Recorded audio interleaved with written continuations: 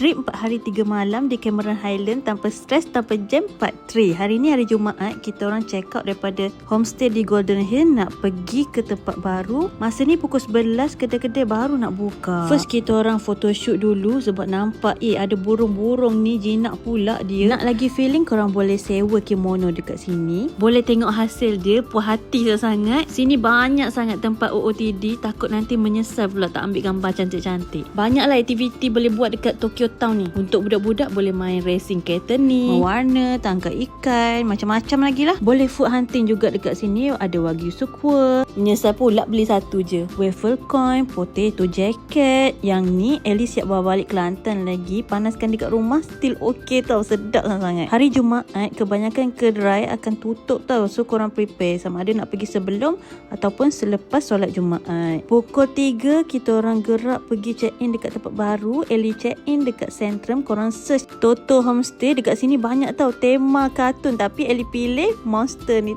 Tengoklah tu, dalam rumah ada slide and katil, dia comel. Tak keluar bilik lah petang tu. Budak-budak seronok main kat dalam rumah je. Bilik dia betul-betul dekat Centrum tau. Ni husband Ellie ambil gambar. Kita orang duduk atas tu. Ni pula pandangan daripada atas. Memang boleh tengok suasana dia. Centrum ni kira one stop center. Semua ada. So kita orang tak keluar pun malam tu.